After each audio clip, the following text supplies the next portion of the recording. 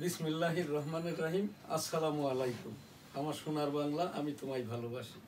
Virtual editor হাফেজ মাওলানা শাহজালাল গোলদার ক্যামেরার পিছন হতে অনুষ্ঠানটি এডিটিং এবং পরিচালনা করছেন। আজ ডেইলি ভিউজের নিয়মিত অনুষ্ঠানে আমার শরীয়তপুরস্থ এই যে এনএসটিভির এবং দি ডেইলি নিউজ স্টার ইংরেজি সংবাদপত্রের সিনিয়র সাংবাদিক নুরুজ্জামান এবং আমার ডান দিকে আর কি দেশবার্তার সিনিয়র সাংবাদিক এই যে শরীয়তপুর প্রতিনিধি ইব্রাহিম মোল্লা। শুরুতেই এই আমার সাংবাদিক যেহেতু স্টুডিওতে এসছে, দৈনিক ইত্তেফাক থেকে হেডলাইনগুলো পড়ে দিলেই আমি রিড আউটের পরে রিভিউ করব। দৈনিক ইত্তেফাক। ব্যাংক ডাকাতদের আইনের আওতায় আনার নির্দেশ প্রধান উপদেষ্টার। সংস্কার প্রস্তাব নির্বাচনের অন্তরায় হলে বাধা দেবে বিএনপি। গাজীপুরে 65 জন আটক, সারা দেশে গ্রেপ্তার 1308 জন। এখন দখলবাজদের কবজায় বিইউএফটি। আমি এখানটায় দি ডেইলি নিউজ স্টার ইংরেজি সংবাদপত্র যেটা, এইটারই আমাদের অনলাইন নিউজ পোর্টাল, যেটা ন্যাশনাল নিউজ পোর্টাল হিসাবে যে 15টি আইপিটিভি, তার ভিতরে এখন নিবন্ধনের মধ্যেই বাকি 14টি নবায়নজনিত কারণে কার্যক্রম নাই। একমাত্রই বাংলাদেশের এই যে ন্যাশনাল আইপিটিভি হিসেবে দি ডেইলি নিউজ স্টার, www.dailynewsstar.com। আমি সম্পাদক প্রকাশক এম শাহজাহান আলী গোলদার। এখানে যে সংবাদ আছে, EC does not want to stand for or against any political party. CEC chief election commissioner বলেছেন যে কোনো রাজনৈতিক দলের বিরুদ্ধে পক্ষে বিপক্ষে পলিটিক্যালি স্ট্যান্ড নেওয়ার, কথা বলার, কাজ করার ইচ্ছাটাই নাই। আমি এখান থেকে খবরের ভিত্তিমূলে যেটা আছে, প্রধান ইলেকশন কমিশনার বলেছেন চাচ্ছি সকল রাজনৈতিক দলই এখানটায় অংশগ্রহণ করবে, আর তা যদি না করে তাহলে ভোটের বাজারে পূর্বের চেয়েও ভালো হবে কিনা জানি না, তবে ভোটার আসবে না, সন্দিহান হবে।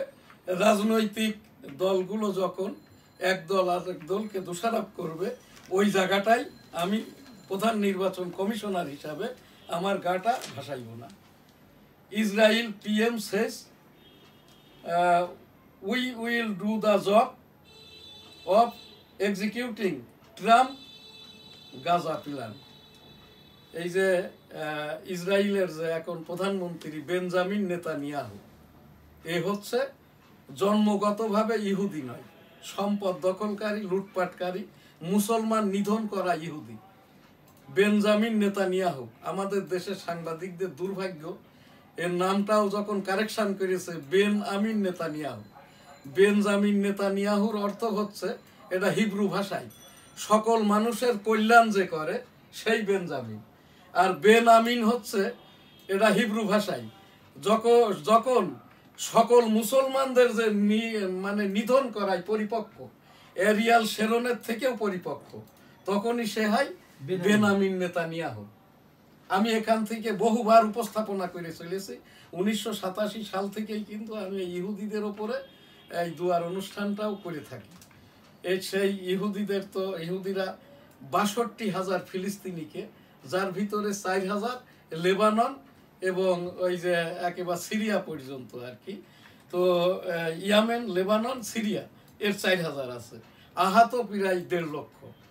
এখন ট্রাম্প বলেছে কি, খবরের ভিত্তিমূলে যেটা আছে, ওই যে এখন যেটা ইসরায়েল, এদের তো 1948 সালে প্রোক্লেমেশন, ব্রিটিশরা ইহুদিদের জন্য জায়গা কিনে দিয়েছিল এই আমেরিকা কর্তৃক উগান্ডাতে, আফ্রিকা। পরবর্তীতে আর কি এই যে ইসরায়েলে 6 লক্ষ ইহুদি প্রথম ভাড়া নিয়ে থাকতো, এরপরে তো আর কি তারা খরিদ করে নেয়। এখন এরা যে মিশনটা এখানে নিয়েছে, গাজা উপত্যকা সহ ওই টোটাল প্যালেস্টাইনকে আর কি মানব শূন্য করে ইহুদি বসতি করবে। গাজা উপত্যকা যেটা আর কি সমুদ্র সৈকত, এই জায়গাটাই তারা বিনোদন কেন্দ্র করবে। আমি এখান থেকে উপস্থাপনা করছি, ইতিমধ্যে আইসিজেতে একটা জেনোসাইড মামলা হয়েছে বেঞ্জামিন নেতানিয়াহুর উপরে।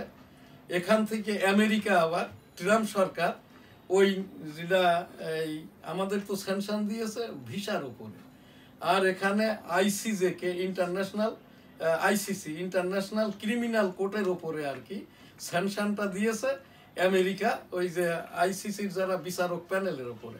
আমি এখান থেকে উপস্থাপনা করছি বেঞ্জামিন নেতানিয়াহু আমেরিকা বাদে পৃথিবীর যে কোনো দেশে গেলে তাকে অ্যারেস্ট করে আন্তর্জাতিক আদালতের মাধ্যমে তাকে বিচারের আওতায় আনাটা হলেই আর কি সঠিক কাজটা হবে, সঠিক বিচার হবে। এখানে আর একটা কথা যেটা বলছে আর কি, ইলেকশন কমিশন গেল, ইত্তেফাকের যে হেডলাইন নুরুজ্জামান সাংবাদিক সাহেব পাঠ করলেন, ব্যাংক ডাকাতের আইনের আওতায় আনার নির্দেশ প্রধান উপদেষ্টার, আইন শৃঙ্খলা পরিস্থিতি পর্যবেক্ষণে কমান্ড সেন্টার চালু। এই দুইটা জিনিসেরই কোনোটাই এটা প্রয়োজন আছে কি নাই, এটা করতে গেলেই আর কি, যেহেতু we are under martial law and take caring দিয়া এই যে প্রধান আমাদের যেটা সামরিক প্রধান আর কি, তো এখানটাই সবই কিছু করা যাবে, বাট প্রথমে আর কি মাননীয় প্রধান বিচারপতি কর্তৃক এখান থেকে অনুমোদন নিতে হবে। কারণ এই যে ব্যাংকের ওপরে উপদেষ্টা হয়েছে অন্তর্বর্তীকালীন, এরপরে যেটা মিলিটারিদেরও এখানে যে কমান্ড কাউন্সিল চালু করেছে, এখন যারা মাঠে ঘাটে পথে প্রান্তরে আছে, তাহলে অন্য যারা আছেন তাদের কর্মকাণ্ডটা কি হবে। এখান থেকে আমার যে উপস্থাপনা, ব্যাংক ডাকাইতের সর্বোচ্চ সবচেয়ে বড় যে ডাকাইত আর কি এস আলম, তার কোনো ব্যাংক নাই, টাকা নাই, পুঁজি নাই, এভরিথিং, এবং এরাও সব ছেলে মেয়ে একেবারে 4 গোষ্ঠী সহ জেলখানায় শাহ আলম গ্রুপে। আর সালমান এফ রহমানের যে লুঙ্গিটা নিয়ে জেলখানায় ঢুকেছে, এ বাদে বাড়তি থেকে আর কোনো সম্পদ তার নাই। তার ওই যে পরনের লুঙ্গিটা সালমান এফ রহমানের, এটাও হচ্ছে জাহাজের সারেঙে। তো এই জায়গাটায় ইনাদেরকে আবার এদের থেকে ধরে লাভই হবে কি, এখন বিচার করতে হবে। এই বিচারের আওতায় যদি শেখ হাসিনা ভারতে আছে, পালিয়ে গেছে না কি হয়েছে, এ জায়গাটাই আমার প্রশ্ন না। তার নামে 200 মামলা এবং টোটাল আর কি এই যে বৈষম্য বা ফ্যাসিস্ট আওয়ামী আমলের যারা ব্যবসায়ী সমর্থক রাজনীতি করছে, এমপি মন্ত্রী, ফ্যাসিস্ট পার্সোনাল ফ্যাসিস্ট সকলেই আর কি ধৃত হয়েছে, জেলখানায় আছে। শেখ হাসিনাও কিন্তু ভারতীয় জেলখানায় উইদাউট মানে পাসপোর্টে ভারতে ঢোকার কারণে ট্রেস পাস অ্যাক্টে তাকে ভারতীয় দিল্লির কাছাকাছি একটা সেফ হোমে আটক রাখা হয়েছে।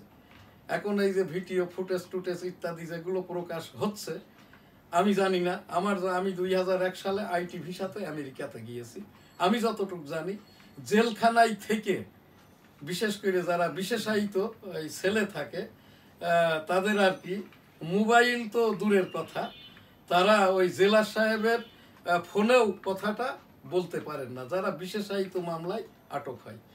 যদি এই রকম ব্যবস্থা থাকতো তাহলে তো আমাদের দেশের এই যে বিএনপির যখন হাজার হাজার লক্ষ লক্ষ নেতাকর্মী আটক ছিল, তারা তো অবাধে ফোনে কথাবার্তা বলতে পারতো, রাজনীতিটা করতে পারতো।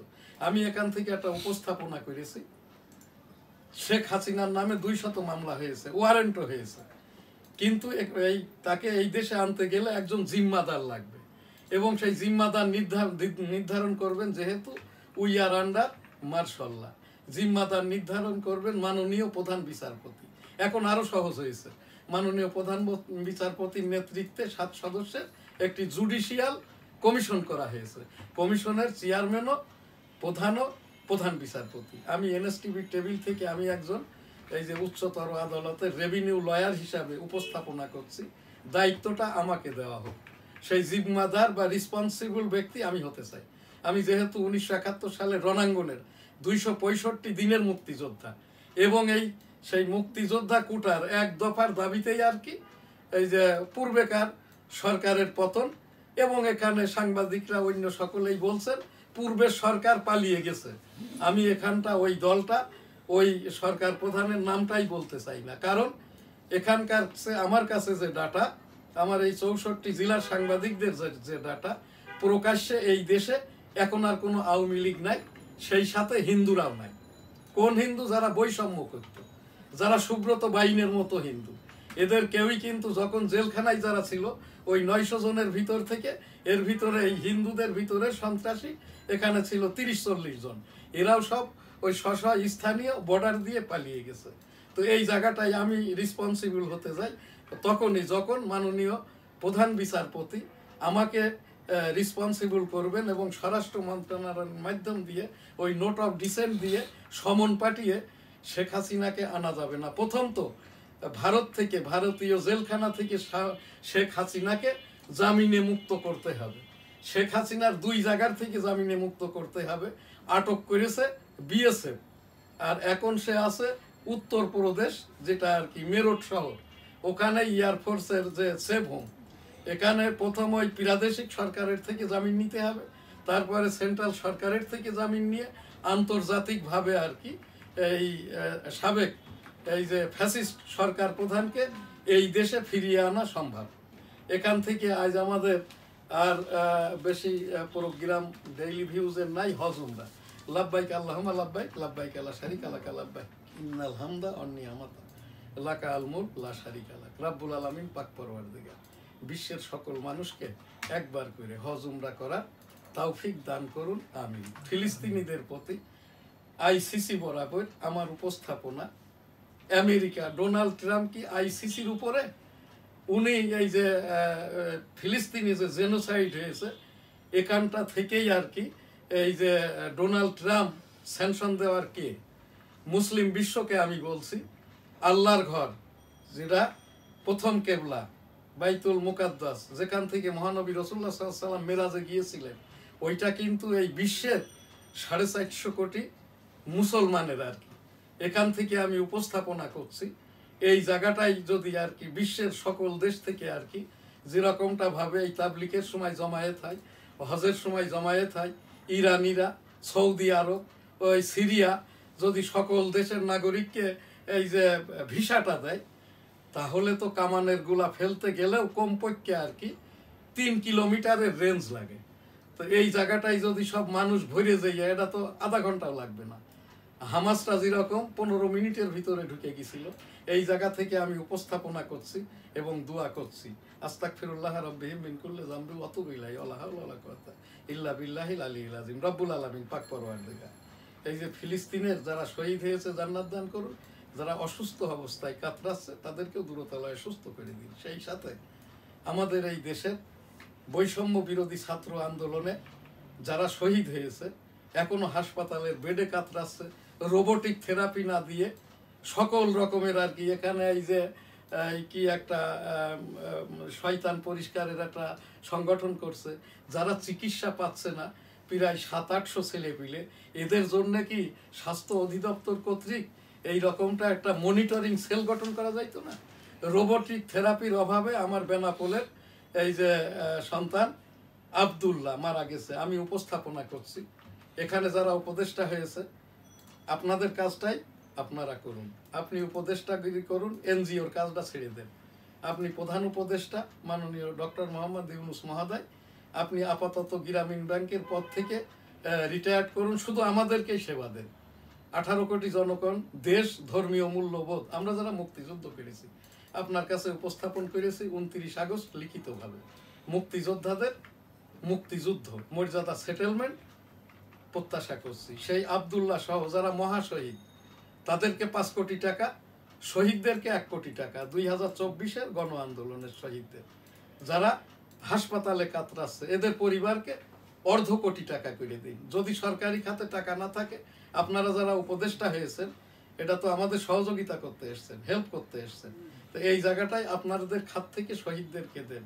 আর যাদের বয়সটা 80 ঊর্ধ্ব, দয়া করে কমিশনার বা আপনারা যদি এই উপদেষ্টা হয়ে থাকেন, যদি কর্মকাণ্ডটা করতে না পারেন, তাহলে আপনারা এই জায়গায় আপনার স্থলাভিষিক্ত যে কাজ করতে পারে সেই রকম লোককে দিয়ে সরিয়ে পড়েন। আর তা না হলে মঈনুদ্দিন ফখরুদ্দিনের সময় তো কি হয়েছে না হয়েছে, পরবর্তীতে কি হবে বা না হবে। আর একটা জিনিস আপনারা একটা ঘোষণা দিন, নির্বাচনটা কবে হবে। এটা আমার সাংবাদিকরা 18 কোটি জনগণের পক্ষ থেকে, 1 কোটি মুক্তিযোদ্ধাদের পরিবারের পক্ষ থেকে এখানে যেমন বলা হয়েছে, সেই রকমটা নাহিদ ইসলাম যখন বললেন, যারা ভালো আওয়ামী লীগ সাধারণ মানের সমর্থন করে, ভোট দেয়, বঙ্গবন্ধুকে ভালোবাসে, তাদের পক্ষ থেকে যদি কেউ এখানটায় এই ক্ষমাটা প্রার্থনা করে, তাহলে তাদের রাজনীতিতে বাধা নাই। তখন আমি আর কি 6 তারিখে এই যে আমি এই মুক্তিযোদ্ধা 1 কোটি মুক্তিযোদ্ধার পরিবারের পক্ষ থেকে আমি ক্ষমা প্রার্থনাটা করেছি, যাতে করে এই রকমটা ভাবে আর না করা হয়। আজ আমাদের এখানে আর প্রোগ্রাম থাকলেও সময়টা নাই। আমি আমার এই যে শরীয়তপুরের দেশ বাংলার সিনিয়র সাংবাদিক, হ্যাঁ দেশ বাংলার সিনিয়র সাংবাদিক এই যে ইব্রাহিম মোল্লাকে এই যে সাংবাদিকতা 5 আগস্টের পরে মফস্বল সাংবাদিকতায় আপনার কি কোনো বিড়ম্বনা ফেস করতে হচ্ছে? হ্যাঁ, বিড়ম্বনা ফেস করতে হচ্ছে। এটা কি এই রাষ্ট্রের পক্ষ থেকে, না বৈষম্য সাংবাদিক হিসাবে, নাকি আপনার এই পুলিশ বাহিনীর অপ্রতুলতার কারণে? না, এটা আসলে এলাকা ভিত্তিক যারা সাংবাদিকতা করতেছে তাদের পক্ষ থেকে। মানে এখন তারা দলবাজ হয়ে গেছে যে আপনারা আগের সরকারের আমলে সাংবাদিক বিদেয়ী হন, আমরা এখন করব। তা আমার জানা মতে দেশে এখন যারা টকশো করে এদের কারোরই অ্যাক্রিডিটেশন নাই, এরা কারোই কোনো পত্র পত্রিকা বা মিডিয়াতে কাজ করে না। এবং ইদানিং কালে তো এই টিভি চ্যানেলগুলো, সোশ্যাল মিডিয়াগুলো সাংবাদিকই পাচ্ছে না। এই যে সংবাদপত্র পাঠ, মানে আমার এখানে প্রতিদিন 2-5-10 জন আমার অনলাইন সাংবাদিক, মানে IPTV-র সাংবাদিক, নিউজ স্টার সাংবাদিক, বাংলার 21-এর সাংবাদিক। এছাড়াও আমি ওই যে একটা সংবাদপত্র মালিকদের যে সংগঠন BSP, বাংলাদেশ সংবাদপত্র মালিক পরিষদের আমি সিনিয়র ভাইস প্রেসিডেন্ট। তো সেই জায়গাটা, আর এই বাড়িটা হচ্ছে আমার ছিল। আমি এই 5 আগস্টের পরে আমার ছেলে, এই যে আমার IT এডিটর হাফেজ মাওলানা শাহজালাল গোলদার, আমার এই ছেলের নামে আমি দিয়ে দিয়েছি আমার এই নিউজ স্টার ভবন। আর আমার এটা 2013 সাল থেকে বঙ্গবন্ধু ডিজিটাল স্টুডিও, যে কারণে আমার এইটা বঙ্গবন্ধুর ছবি ইত্যাদি ভাঙচুর করে আমাকে হেনস্থা করা হয়েছে একাধিকবার। তারপরে যাই হোক, যখন মাননীয় উচ্চতর আদালত অক্টোবর মাসে একটা নির্দেশনা দিয়েছেন মুক্তিযোদ্ধাদের 18 কোটি জনগণের সাংবিধানিক রাইটের ওপরে মন্তব্যটা করা চলবে না, তখন আমার এই মতিঝিল থানা স্থানীয় মানুষজন আমাকে বলছেন যে আঙ্কেল, আপনি তো তাবলিকি প্রোগ্রাম করেন, আপনি ইসলামিক প্রোগ্রাম করেন, হজ উমরা প্রোগ্রাম করেন, আপনার প্রোগ্রামটা থেকে আমরা অনেক কিছু শিক্ষা গ্রহণ করি, তারপরেও আপনি একজন পীরের মুরিদ, এখন আমাদের এই এলাকার আপনি পীর বা শিক্ষক, আপনার প্রোগ্রামগুলো করেন। এই আমি এই যে প্রোগ্রাম যখন করি আর কি, এরা সব আসে সন্ধ্যার পরে। তো এখানেই আমি নুরুজ্জামান, তুমি আমার এই যে নিউজ স্টার কাগজের সাংবাদিক, আমার এই NSTV-টা এটা রাষ্ট্রসংঘ নিবন্ধিত, এটারও আমি তোমাকে সাংবাদিক করে দেবো। তো এই জায়গাটাই তোমার সাংবাদিকতা বিষয়ক বর্তমান সিচুয়েশনে বলার আছে কিছু? আছে।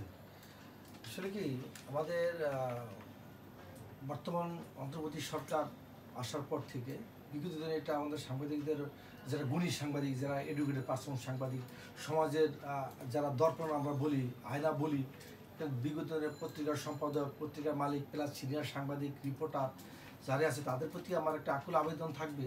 আমি এই NSTV-র মাধ্যমে আমি বলতে চাই, আসলে প্রশাসনিক থেকে ঊর্ধ্বতন কর্মকর্তা আমার অনেক সময় আলোচনা করে, তা মফস্বল এলাকায় যারা সাংবাদিকতা করে তাদের ভিতরে এখন অনেক সাংবাদিক ঢুকে পড়েছে, কার্ডদারি সাংবাদিক আছে, যাদের আসলে এডুকেটেড পার্সনও নাই, তারা লিখতে জার্নালিজমে অজ্ঞ, লিখতে জানে না, এবং তারা সাংবাদিক, তাদের রিপোর্টও বের হয় না, তারা লিখেও না। কিন্তু তাদের কারণে যারা প্রকৃত সাংবাদিক তারা একটু হেনস্থার শিকার হয়। তাদের প্রশাসন থেকে, ঊর্ধ্বতন অফিস আদালত থেকে তাদেরকেও মূল্যায়ন আমাদেরকে প্রশ্ন করে, যারা সিনিয়র সাংবাদিক যায় তারা প্রশ্ন করে, আসলে আপনাদের সাংবাদিক, এত সাংবাদিক আসলে কীভাবে তারা সাংবাদিকতা করে, আসলে এদেরকে কোনো কোয়ালিফিকেশন যোগ্যতা লাগে না, এটি প্রশ্ন করে।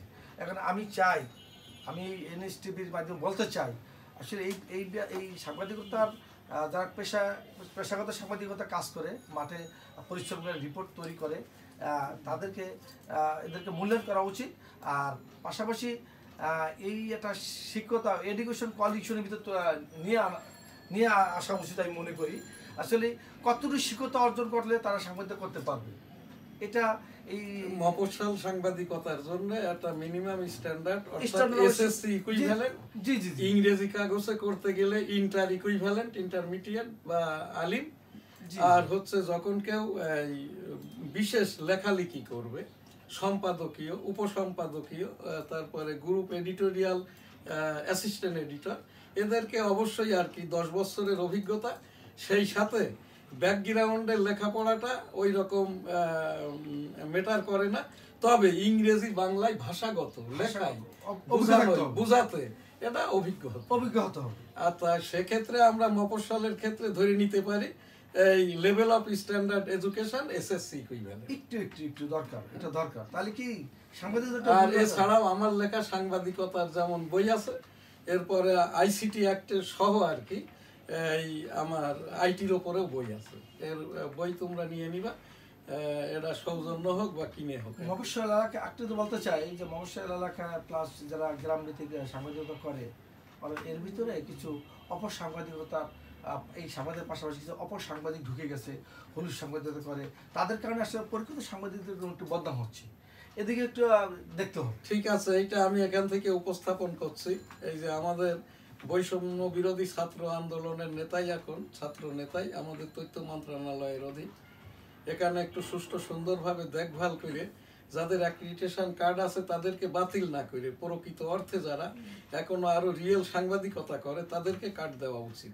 এবং আরেকটি উপস্থাপনা, ইতিমধ্যে আর কি এই অন্তর্বর্তী সরকার 2024-15 কোটি টাকা সাপ্লিমেন্ট বিল দিয়েছে, কিন্তু বিজয় দিবসের বিলটা এখনো দেওয়া হয়নি। আবার 21শে ফেব্রুয়ারি বিজয় দিবসের বিজ্ঞাপন বিলটা যদি ইন বিটুইন 20 ফেব্রুয়ারির ভিতরে না দেওয়া হয়, তাহলে কিন্তু বিজয় দিবসের বিজ্ঞাপনটা সাপ্লিমেন্টটা ছাপাটা রিয়েল ওয়েতে সাংবাদিকদের সম্পাদকদের জন্য খুব প্রবলেম হবে। আর এখান থেকে যেহেতু আমার এই দি ডেইলি নিউজ স্টার ইংরেজি সংবাদপত্র 8ম ওয়েস বোর্ড ভুক্ত, এটা মিডিয়া তালিকা ভুক্তির বয়স প্রায় 15 বছর।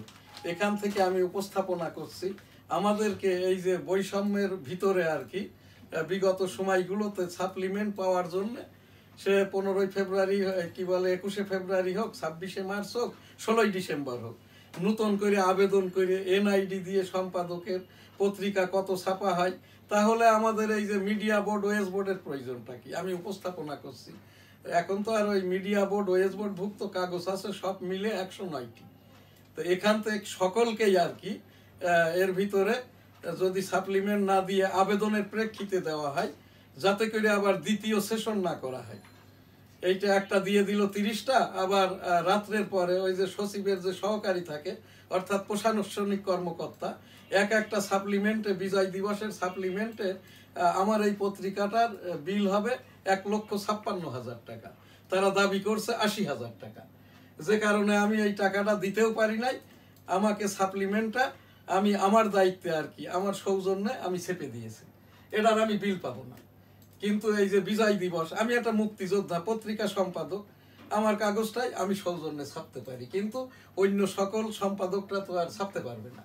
তো এই জায়গায় উপস্থাপন করছি সাংবাদিকদের যেমন এই মর্যাদা মূল্যায়ন, এইটা কিন্তু করবেন স্থানীয় থানা প্রশাসন, স্থানীয় র্যাবের যে উইং, তারপরে স্থানীয়ভাবে যারা অনেক সময় আর কি আমাদের সিনিয়র সাংবাদিকরা আছে, সমাজসেবকরা আছে, রাজনৈতিক দলগতভাবে আর কি যারা সুষ্ঠু সুন্দর পলিটিক্সটা করে, এদেরও সহযোগিতা যদি আমাদেরকে না করে, তাহলে আমরা এই লিখবো কি, দেশের তথ্য উপাত্ত পাইবে কিভাবে? তো এখানটায় আমি উপস্থাপন করছি আমাদের এই সাংবাদিক বিড়ম্বনা থেকেও তথ্য মন্ত্রণালয়ের এখন যিনি উপদেষ্টা হয়েছেন নাহিদ ইসলাম, তার বরাবর উপস্থাপন করছি আমার এই যে দুই ডাইনে বায়ে দুই সাংবাদিক ইব্রাহিম মোল্লা এবং নুরুজ্জামান, এরা বৈষম্যের শিকার, এরা যারা অসাংবাদিক এবং স্থানীয় যারা এই যে তথ্য উপাত্ত দিয়ে নিউজ করলে তারাও আমাদেরকে সংবাদটা পরিবেশন করতে দিচ্ছে না। আজকের প্রোগ্রাম এখানেই শেষ করছি। সকলে ভালো থাকবেন, সুস্থ থাকবেন, NSTV সাথেই থাকবেন। আমাদের যেটা YouTube NSTV S Ali Goldar, Facebook S Ali Goldar, www.dailynewsstar.com। আলহামদুলিল্লাহ, আল্লাহ হাফেজ।